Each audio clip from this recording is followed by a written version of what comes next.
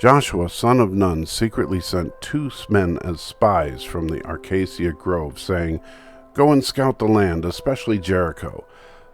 So they left, and they came to the house of a woman, a prostitute named Rahab, and stayed there. The king of Jericho was told, "Look, some of the Israelite men have come here tonight to investigate the land." Then the king of Jericho sent word to Rahab and said, "Bring out the men who came to you and entered your house, for they came to investigate the entire land."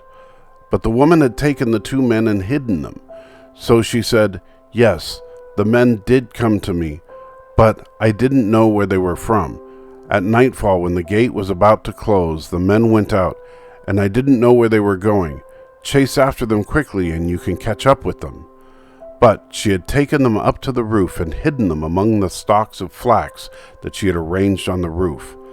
The men pursued them along the road of the fords up the Jordan, and as soon as they had left to pursue them, the gate was shut. Before the men fell asleep, she went up on the roof and said to them, "I know that the Lord has given you this land, and that the terror of you has fallen on us, and that everyone who lives in the land is panicking because of you. For we have heard how the Lord has dried up the waters of the Red Sea before you when you came out of Egypt, and what you did to Sihon and Og, the 2 Amorite kings you completely destroyed across the Jordan. When we heard this, we lost heart, and everyone's courage failed because of you, for the Lord your God is God in heaven above and on earth below. Now please swear to me by the Lord that you will also show kindness to my family, because I show kindness to you. Please give me a sure sign that you will spare the lives of my father, mother, brothers, sisters, and all who belong to them, and save us from death." Then she let them down by a rope through the window, since she lived in a house that was built into the wall of the city. "Go to the hill country so that the men pursuing you won't find you," she said to them. "Hide yourselves there for 3 days until they've returned. Afterwards, go on your way."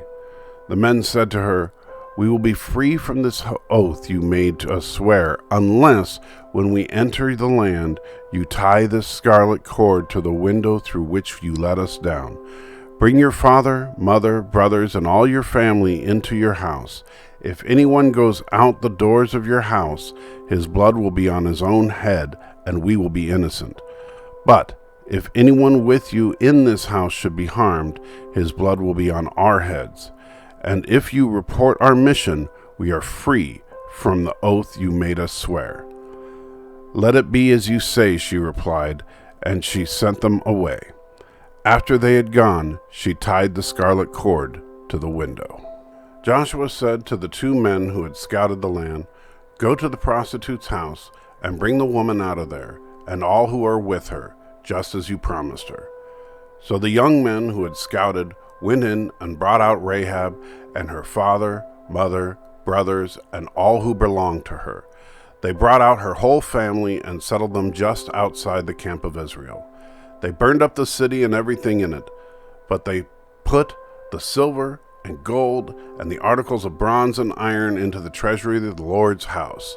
However, Joshua spared Rahab the prostitute, her father's household, and all who belonged to her, because she hid the men Joshua had sent to spy on Jericho, and she lives in Israel to this day. Rahab was a harlot whose house formed part of the town wall of Jericho in the late Bronze Age. Rahab is assuredly the same Rahab identified in Matthew 1:5, making her an ancestor of David and including her in the genealogy of Jesus. The author of Hebrews names her as an example of faith in God, see Hebrews 11:31, and James calls her righteous for her efforts in allowing Joshua's spies to lodge with her and protecting them by sending the spies' pursuers on a false trail. Joshua sent out 2 spies to spy out the land as part of final preparations to conquer Jericho. The fidelity of the harlot saved the spies' lives. Indeed, Rahab saw Joshua's spies as representatives of the God of Israel. Her faith was firm yet simple, and she was obedient. Rahab risked her life by taking the spies into her home and protecting them. Had the king uncovered Rahab's betrayal, he would have had her killed for her treachery.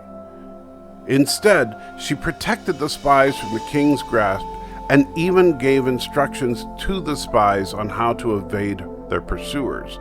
The spies were not only people of God who were saved in the story. Rahab believed in the God of Israel and knew the Hebrews would conquer the city. Rahab depended on the spies for the preservation of her family as much as they depended on her. When Jericho was destroyed, the Israelites spared Rahab and her family. Today, the enemy is coming after God's people. Some of God's people are being canceled. Some are drowning in litigation for their beliefs, and others are being attacked through job loss, family issues, and more. Indeed, Jesus says we will have trouble in this broken world, but He has overcome the world. Will you protect God's people from harm? Will you risk it all and tie the scarlet cord to your window to protect and preserve your church family?